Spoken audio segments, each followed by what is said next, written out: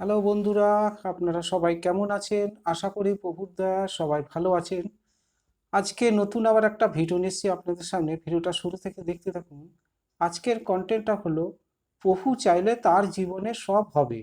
মানে প্রভু কাছে কেউ যদি চায় তার সব হবে, আর প্রভু যদি না চায় তার জীবনে কিন্তু কোনো কিছু হবে না। মানে আমাদের জীবনের চাওয়া পাওয়া সব সৃষ্টিকর্তা ঈশ্বরের উপরেই কিন্তু নির্ভর করে। কারণ যিনি জন্ম দিয়ে আমাদেরকে পৃথিবীর বুকে পাঠিয়েছেন তার কাছেই কিন্তু আমরা চাইতে থাকি, কিন্তু একদিন না একদিন সৃষ্টিকর্তা ঈশ্বর মানে প্রভু আমাদেরকে কিন্তু সব কিছু স্বর্গের দূত মারফত আমাদেরকে পাঠিয়ে দেয়। ফলে আমাদের চাওয়া পাওয়া থেকে আমরা কিন্তু কখনো কোনোদিন বঞ্চিত হই না। মানে সব প্রভুর ইচ্ছা। প্রভুর ইচ্ছা হলে সব কাজ হয়, আর প্রভুর ইচ্ছা যদি না হয় কোনো কিছু কিন্তু হবে না। তাই এখানে একজন ভাববাদী বলেন, শয়তান আপনার বিপক্ষে কিন্তু ঈশ্বর আপনার পক্ষে। আপনার ঈশ্বরের পক্ষে থাকা প্রয়োজন, কারণ দুজনে একমত হয় তারা শক্তিশালী হয়। দুজন যেখানে একমত হয় তারা কিন্তু শক্তিশালী হয়। আপনি ঈশ্বরের দৃষ্টিতে মূল্যবান এবং আপনার অনেক গুণ আছে। মানে আমাদের কিন্তু অনেক গুণ আছে যা ঈশ্বরের কাছে ব্যবহারযোগ্য হবে। কেবলমাত্র সেসব জিনিসের দিকে দৃষ্টি দেবেন না, বা আপনি মনে করেন আপনার কাছে ভুল, আপনাকে কতদূর যেতে হবে সেদিকে দৃষ্টি দেবেন না। মানে ভাববাদী বলছে আপনাকে কতদূর যেতে হবে সেদিকে দৃষ্টি যেতে হবে না, আপনি কতদূর এসেছেন সেই দিকে দৃষ্টি দিন। আপনি এখন প্রভু যীশু খ্রিস্টতে একজন বিশ্বাসী, কারণ আমরা প্রভু যীশুকে কিন্তু মন প্রাণ অন্তর হৃদয় দিয়ে ভালোবাসি, ভক্তি শ্রদ্ধা করি এবং খুব বিশ্বাস করি যে প্রভু সেই ঈশ্বর। তাই বলছে আপনি এখন প্রভু যীশু খ্রিস্টতে একজন বিশ্বাসী, এবং এটাই জীবনের প্রতিটি আশ্চর্য জিনিসের শুরু। হালেলুয়া। তাই মানে প্রভু চাইলেই কিন্তু তার জীবনে সব কিছু হয়, মানে সব কাজ হয়। মানে প্রভু চাইলেই তার সব হয়।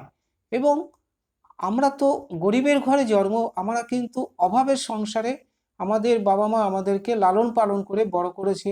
তাই আমরা যে আশা আকাঙ্ক্ষা উদ্দীপনা বুকের মধ্যে মনের মধ্যে রেখে আমরা যে বড় হচ্ছি, আমরা জীবনে প্রতিষ্ঠিত হতে চাই।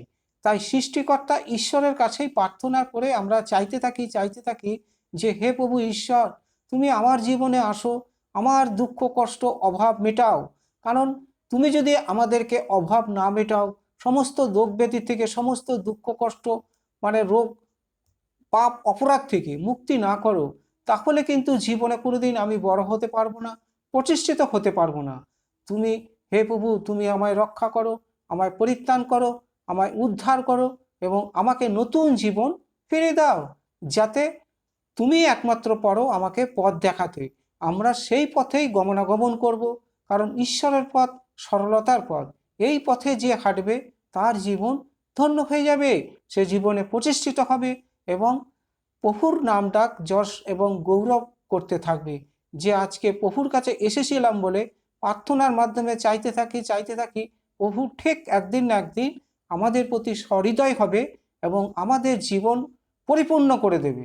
তখনই আমরা জীবনে প্রতিষ্ঠিত হব এবং দু হাত তুলে প্রভুর কাছে নাম ডাক যশ করব, প্রভুর গৌরব করব যে প্রভু মহান সর্বশক্তিমান ঈশ্বর।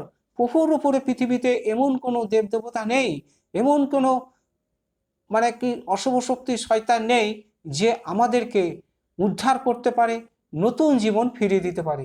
তাই প্রভুর উপর ভরসা করে যে চলতে থাকবে সে ধন্য হয়ে যাবে, সেই একদিন জীবন মুকুট প্রাপ্ত হবে। হালেলুয়া। তাহলে আজকের কন্টেন্টটা এই পর্যন্ত।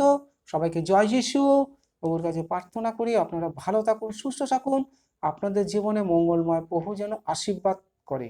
আর ভিডিওটা যদি একটু ভালো লাগে একটা সাবস্ক্রাইব দেবেন, কারণ এর থেকে ভালো ভালো ভিডিও কিন্তু সবার আগে আপনাদের কাছে পৌঁছাবে। সবাইকে জয় যিশু। আমেন।